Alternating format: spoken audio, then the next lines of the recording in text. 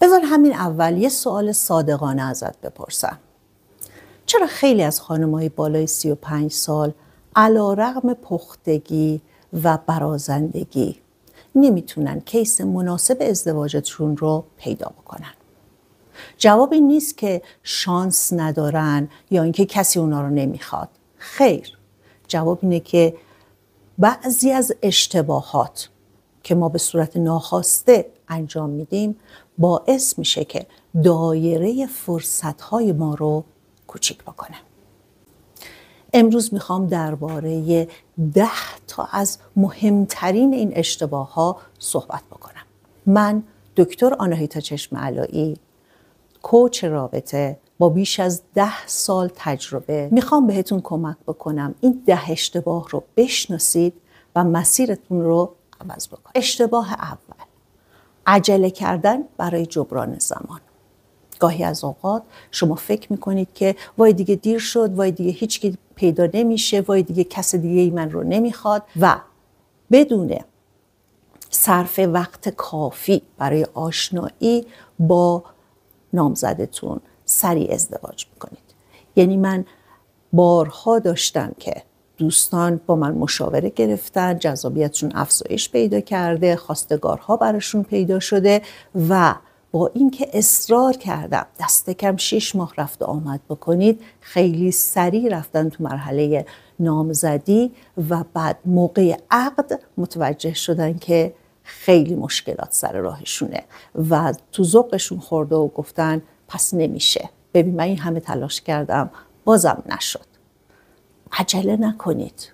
مطمئن باشید برای تک تک شما مردهای مناسبی وجود داره که میتونید زندگیتون رو بهش پیوند بدید.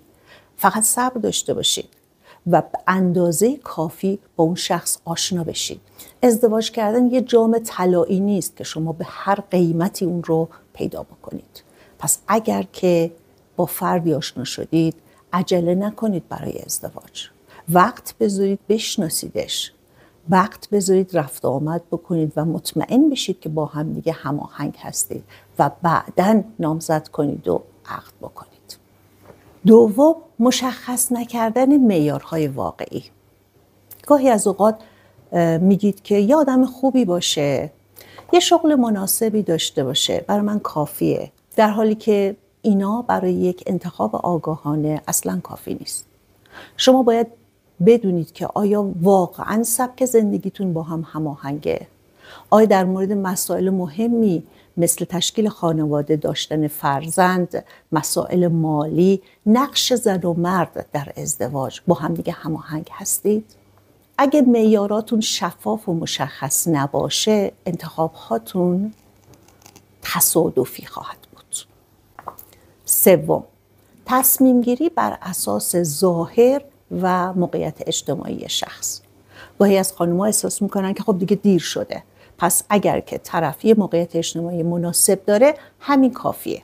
مثلا مریم یه خواستگار پزشک داشت و خیلی سریع باهاش نامزد کرد، ولی بعداً متوجه شد که هیچ جور هماهنگی در سبک زندگی و ارزش‌هاش با این شخص نداره.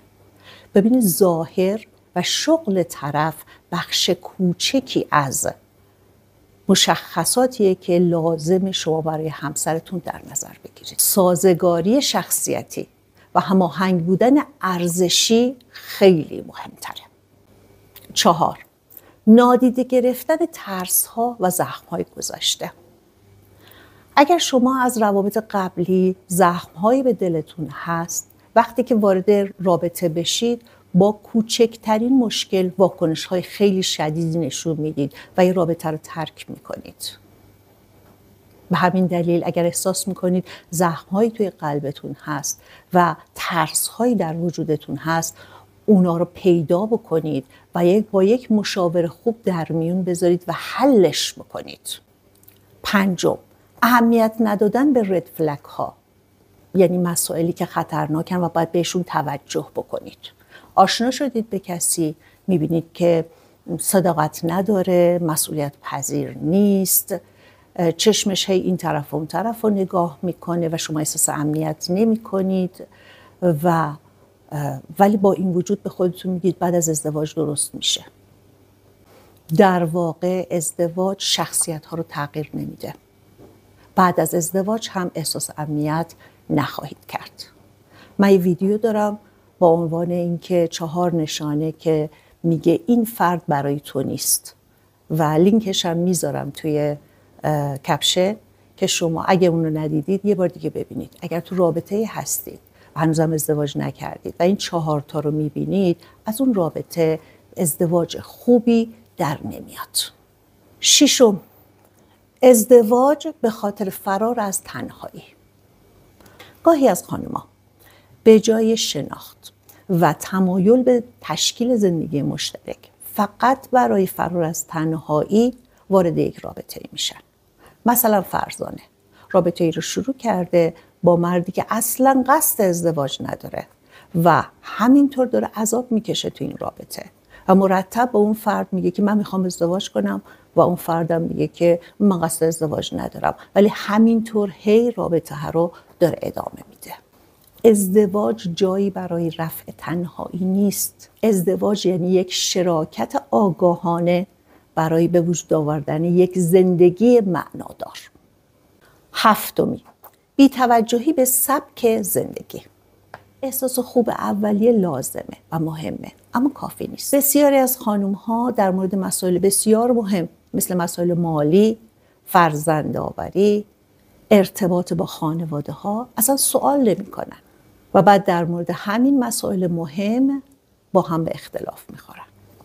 من موردی داشتم که شخص تا پای عقد هنوز نمیدونست این آقا دقیقاً شغلش چیه، درآمدش چقدره، میزان پسندازش چقدره و بعد خیلی شگفت زده شد که بهش گفتن بعد از عقد میای توی یکی از اتاقای خونه پدر مادر من زندگی میکنید، نه توی یه طبقه، یکی از اتاقهای خونه پدر مادر من زندگی میکنی. و اون اصلاً نمیدونست که همسر آیندهش چنین پلن و برنامه‌ای رو داره. سازگاری یعنی داشتن برنامه‌ها و ارزش‌های همسو. 8، پرهیز از مکالمات عمیق. بعضی از خانم‌ها از ترس اینکه رابطه خراب بشه از صحبت در مورد مسائل عمیق خودداری میکنن، مثلا نقش زن و مرد در خانواده یا نحوه مدیریت کردن بحران‌های زندگی. این سکوت به ظاهر آرام در آینده به طوفان منجر میشه. تو گفتگوهای اولیه شجاعت داشته باشید، صادقانه حرفاتون رو بزنید و حرفای اون طرف رو هم واقعا گوش کنید. این گفتگوهای عمیق و صادقانه باعث میشه از مشکلات آتی جلوگیری بشه. 9، مقایسه خودتون با دیگران. مثلا سمیه همش میگفت دوست من تو 30 سالگی ازدواج کرد، من الان 38 سالمه و هنوز ازدواج نکردم. این مقایسه باعث میشه که یا معیاراتون به شدت پایین بیارید و یا معیاراتون خیلی بالا ببرید، جوری که دیگه هیچ کس به نظرتون شایسته نیاد. زندگی هر کسی مسیر خودشو داره، لزومی نداره که شما خودتون رو با دیگران مقایسه بکنید. نگاه به دیگران باعث میشه که شما از شناخت نیازها و ارزش‌ها و خواسته‌های خودتون غافل بشید. 10، که مهمترین اشتباه خانم‌های بالای 35 ساله اینه که برای آشنایی هیچ استراتژی ندارن. میرن سر کار، میان خونه استراحت میکنن، میرن سر کار، میان خونه استراحت میکنن.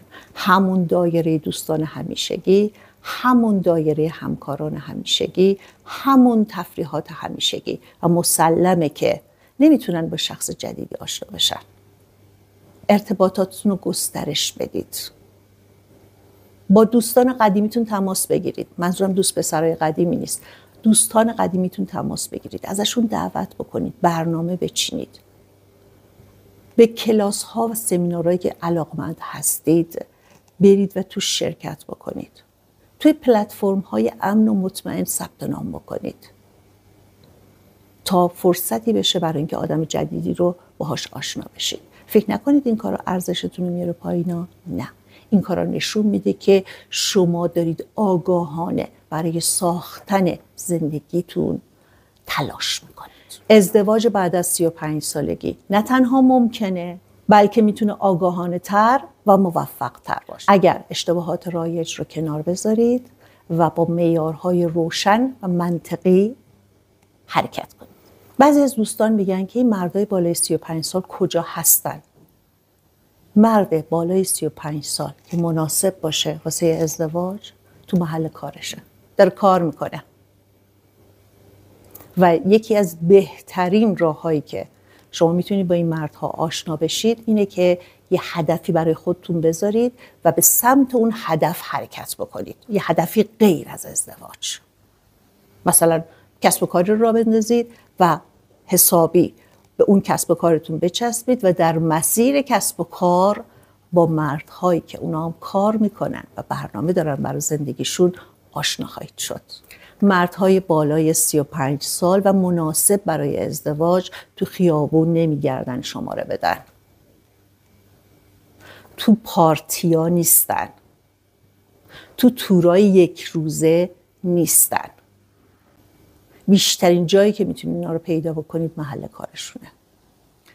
یادتون باشه سن شما نقطه ضعف شما نیست، بلکه مزیتیه که میتونید آگاهانه تر و عاقلانه تر انتخاب بکنید.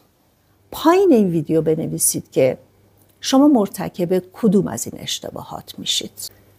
بعد یه لیستی بنویسید از ارزش‌های خودتون. چیزایی که اصلاً حاضر نیستید ازش کوتاه بیاید و مطالبی که حتماً میخواید توی مردتون و ازدواجتون وجود داشته باشه. و بعدش هم یه برنامه 3 ماهه بنویسید که چطوری میخواید دایره ارتباطتون رو گسترش بدید. اگه احساس میکنید که نیاز به مشاوره و همراه دارید، من در خدمتتونم و شماره تماس برای رزرو وقت مشاوره رو هم توی کپشن مینویسم. منتظر خبرهای خوشتون هستم. دوستتون دارم. براتون بهترین ها رو میخوام.